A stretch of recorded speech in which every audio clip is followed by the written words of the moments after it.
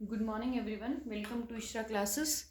आज मैं प्रियंका आपके लिए इशरा क्लासेस में लेके आई हूँ data handling and this is our third part. Okay, हम फर्स्ट 2 पार्ट जो हैं ऑलरेडी कवर कर चुके हैं। जिस बच्चे ने वो वीडियो ना देखी हो, प्लीज़ इसी चैनल पे डाटा हैंडलिंग पार्ट फर्स्ट और सेकेंड आपको मिल जाएगा, उसमें मेंशन किया मिलेगा।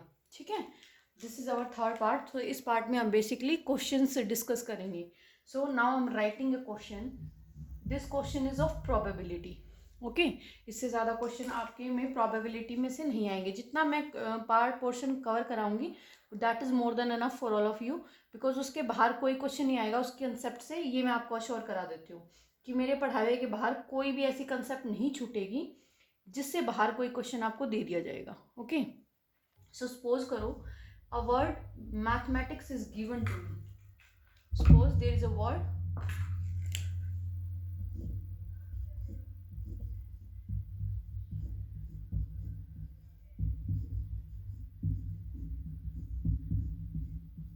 Suppose this word is given to you. Okay, so वो क्या कहेगा कि इस तरह से ना एक कार्ड है, उस पर हमने मेंशन कर दिया है, किसी कार्ड पे एम मेंशन कर दिया, किसी पे ए मेंशन कर दिया, किसी पे टी, किसी पे H E A T I C S. इस तरह से हमने सारे कार्ड्स पे एक एक अल्फ़ाबेट, एक एक लेटर जो है मेंशन कर दिया।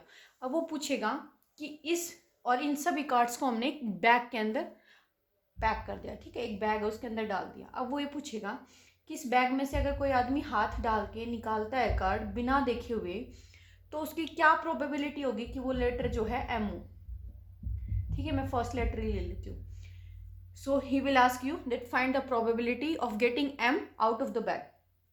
सबसे पहले आपको ये देखना है कि टोटल नंबर ऑफ लेटर्स जो हमने कार्ड्स के फॉर्म में डाले हैं तो वो कितने हैं। 1 2 3 4 5 6 7 8 9 10 11। Okay, so our total is 11। मैं टोटल काउंट क्यों कर रही हूँ, जब आप बैग में हाथ डालोगे तो आपके पास जो भी कार्ड निकलेगा वो कार्ड इन 11 कार्ड्स में से एक होगा ना। बाहर से तो कोई कार्ड है नहीं, तो इस बैग के अंदर टोटल 11 कार्ड्स हैं, उन्हीं कार्ड में से एक होगा। इसलिए हम जो सबसे पहले कंसीडर करेंगे total number of cards that is 11। Okay, now number of M, letter M in mathematics 2 है ना, विच इज 2। ठीक है, यानी कि 2 कार्ड ऐसे हैं जो आपके हाथ में आएंगे, तो प्रोबेबिलिटी है 2 की कि वो एम नाम का लेटर हो, कि वो एम नाम का लेटर हो। तो मैंने आपको बताया था किसी भी लेटर की प्रोबेबिलिटी तो हम उसको ऐसे लिखते हैं, प्रोबेबिलिटी ऑफ गेटिंग एम, जो ब्रैकेट में लिखा होता है that means probability of getting M. कितने चांसेस है कि एम आए, 2। कितने में से चांसेस है, 11 में से। This is your probability. Clear हुआ। आपको प्रोबेबिलिटी निकालने के लिए 2 चीज़ें निकालनी होगी। One is your total number of cases, यानी कि टोटल नंबर ऑफ केसेस कितने हैं कि किस किस तरह से आपके हाथ में लग सकते हैं, तो 11 में से कोई भी कार्ड आपके हाथ लग सकते हैं।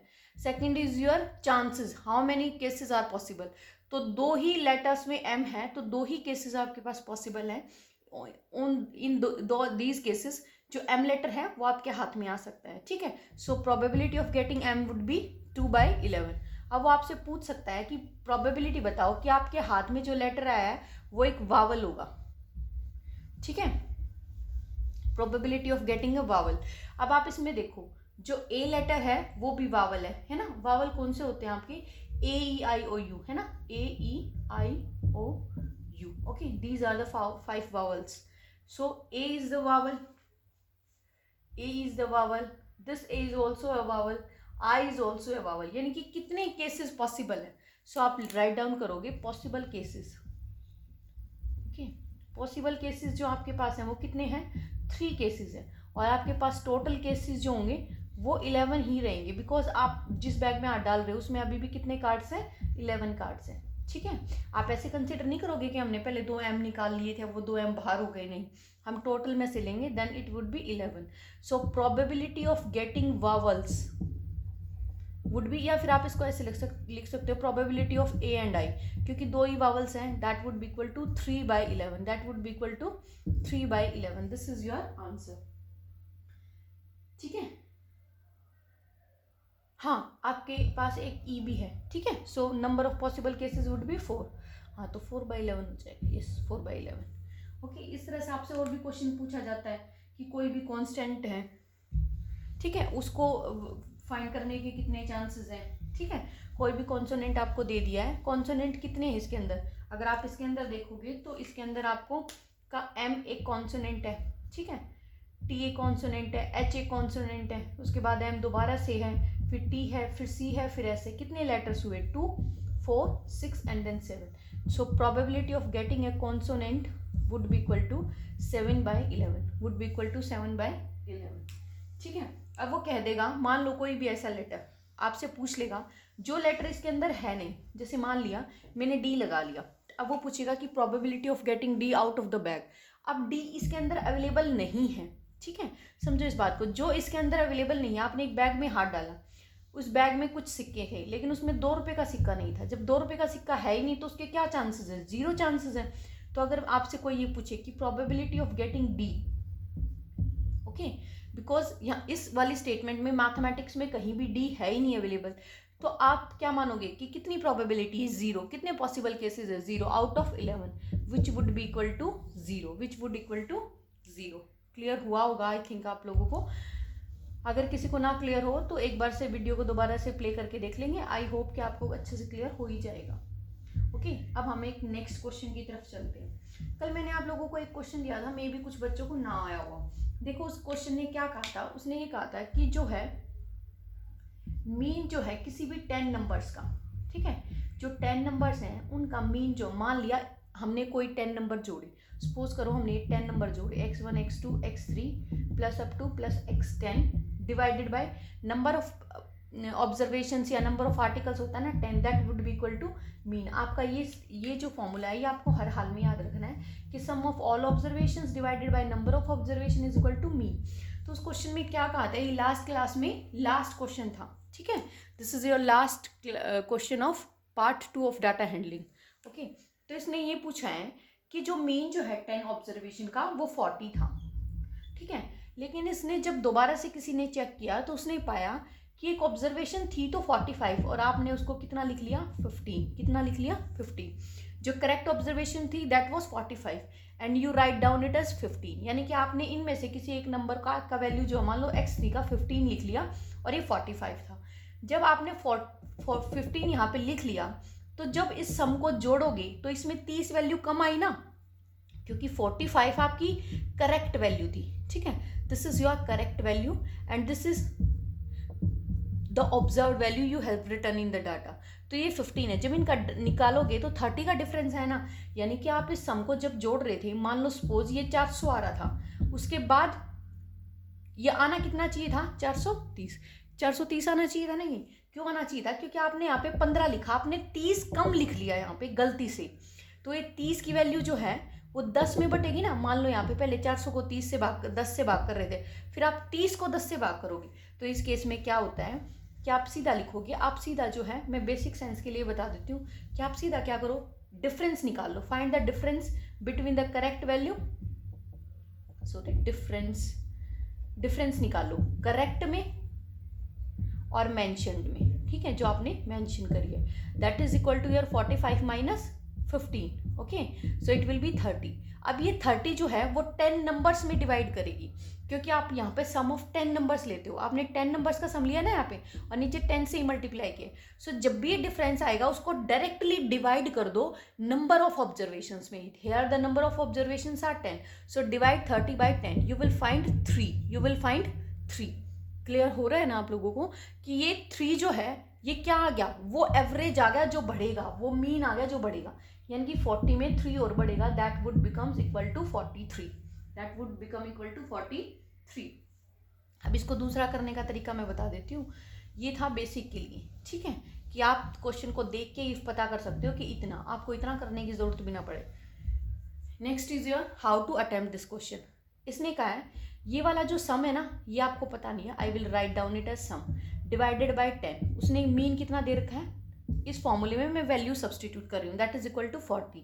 सो सम वुड बिकम, मैंने बताया था ना, यहाँ पे जो डिवीजन में होगा thereafter goes there it will become comes in multiplication, that becomes 400. So sum जो है आपका 10 ऑब्जर्वेशंस का वो 400 हो गया. इसने कहा कि 15 को हमने 45 को 15 लिख लिया, 45 को हमने 15 लिख लिया, जो डिफरेंस है 30 का, तो इस 30 को यहाँ पे जोड़ दो, सो 430। सो नया सम आपका कितना आ गया, फॉर्म 430। तो न्यू मीन कितना आ जाएगा, new mean would be equal to 430।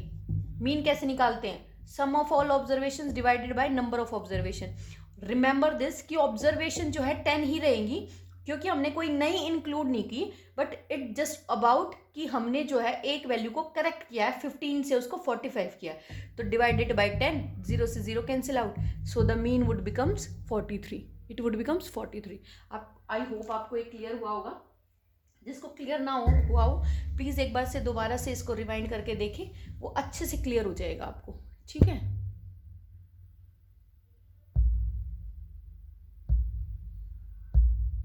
अब हम नेक्स्ट क्वेश्चन करने जा रहे हैं, जिसके अंदर हम करेंगे कि okay, our next question is, जैसे मैंने आपको लास्ट क्लास में एक क्वेश्चन कराया था जिसके अंदर मीन में एक एक्स कांस्टेंट वैल्यू दे दी थी, एक वेरिएबल दे दिया था।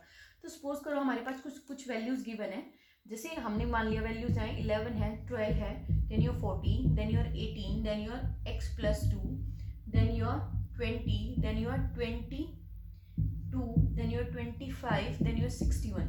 जो ये है इनको अरेंज किया गया है, अरेंज्ड इन असेंडिंग ऑर्डर, ठीक है।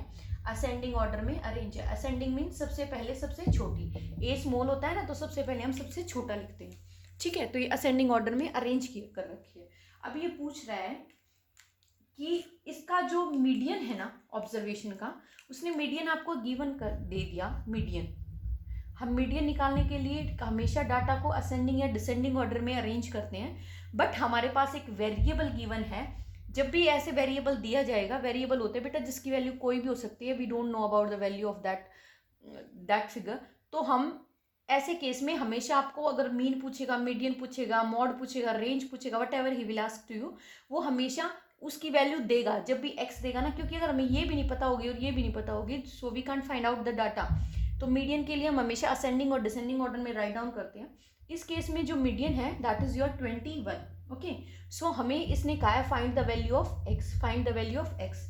Now write down the given data is 11, 12, 14, then your 18, then your x plus 2, then your 20, then your 22, then your 25, then your 26, ठीक है। मैंने मीडियन में बताया था आपको कि पहले उसको सॉर्टेड करो, write down it in ascending और descending order, and after that दोनों तरफ से एक एक टर्म जो है कैंसिल करते जाओ, ठीक है। आपने देखा यहाँ पे कितनी टर्म्स है, 4 ये हैं, 2 और 2, 4 ये कैंसिल आउट हो गई। तो आपके पास जो मीडियन है, median that comes median would be equal to x plus 2, x plus 2, हमें इसी की ज़रूरत थी। अब हमारे पास जो मीडियन है वो x plus 2 है, ठीक है। और इसने कहा है कि मीडियन की वैल्यू जो है that is your 21, so write down x plus 2 will be equal to 21, so x become equal to 21 minus 2 which is equal to 19, so this is the value of median. So this is the value of x, sorry this is the value of x। जब इसने कहा था ना कि median, तो इसने दे रखा था already, that is our 21, so this is the value of x, write down x here, so the data would become 11, 12, 14, 18, 19 plus 2 that is 21, no no no it's just not possible ना,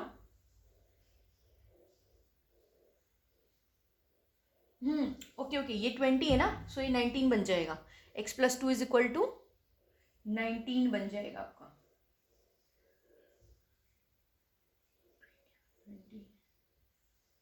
ठीक है।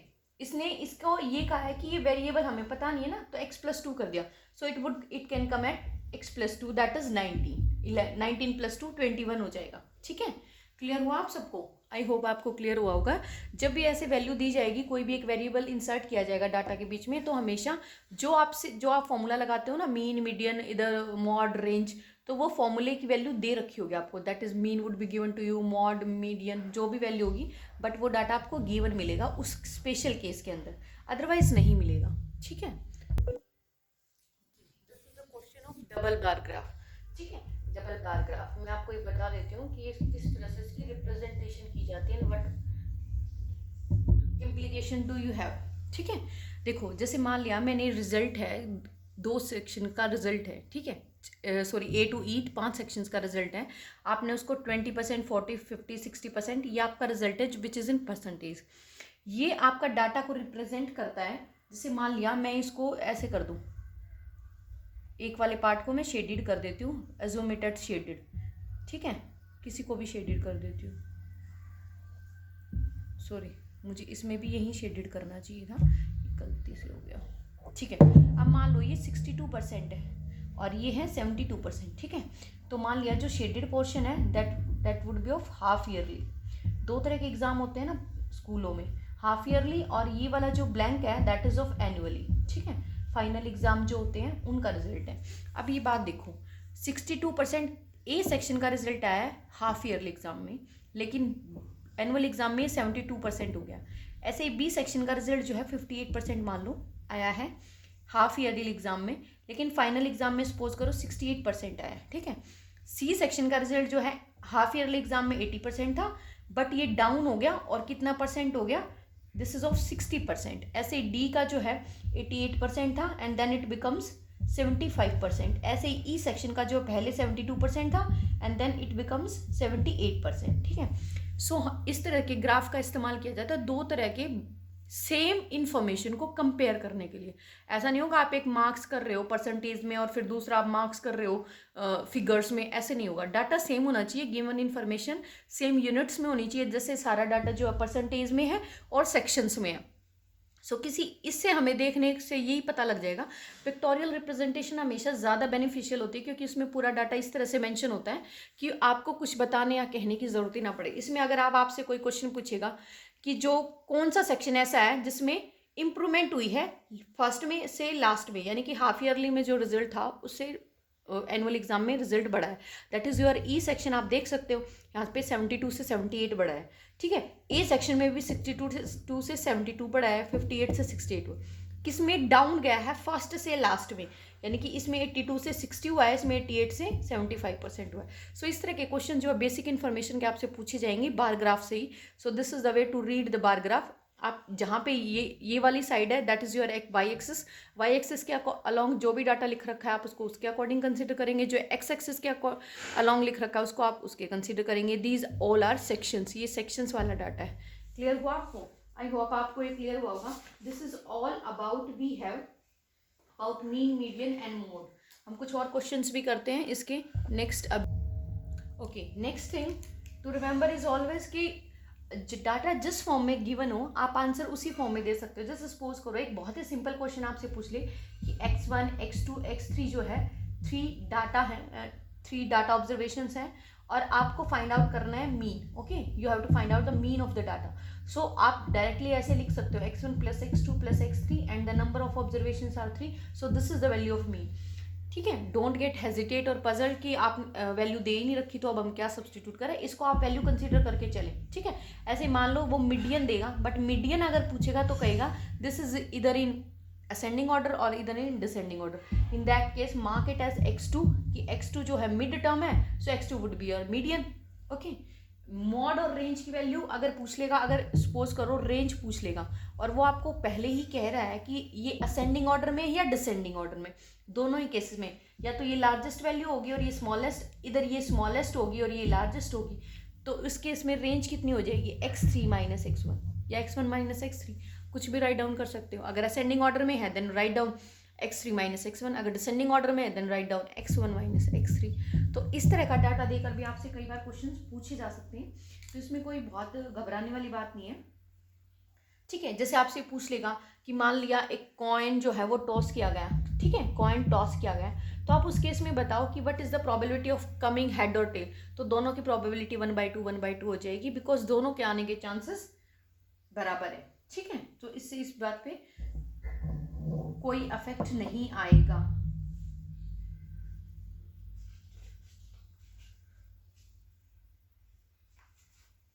आपसे direct statement base पे question पूछे जा सकते हैं। जैसे मैंने लिखा रेंज आपकी जो होती है वो इक्वल टू होती है maximum value, maximum minus minimum value.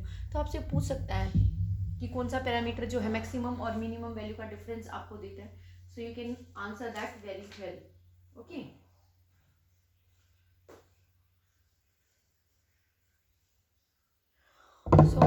Is the case आपसे इस तरह के पूछे जा सकते हैं। इसके अलावा बाहर से और कोई क्वेश्चन नहीं आएगा, इन्हीं कंसेप्ट्स पे थोड़ा सा इधर उधर घुमा के आपको क्वेश्चन दिया जा सकता है। If you please like my channel then please like share and subscribe. अपने फ्रेंड्स को बताइए, अगर आपको मेरा पढ़ाया हुआ अच्छा लग रहा है कि वहाँ एक मैम है और वो पढ़ा रही है, इशरा क्लासेस को शेयर कीजिए और अपना कमेंट एज अ रिव्यू ज़रूर छोड़े। ये कमेंट मुझे इनकरेज करता है कि हाउ आई एम डूइंग ना, क्योंकि मैं अपनी तरफ से I am doing my best, but आपका रिव्यू बहुत इंपॉर्टेंट है कि आपको कैसा लगा मुझसे पढ़ के। So please like share and subscribe my channel. Have a nice day, keep smiling, अपना ध्यान रखें।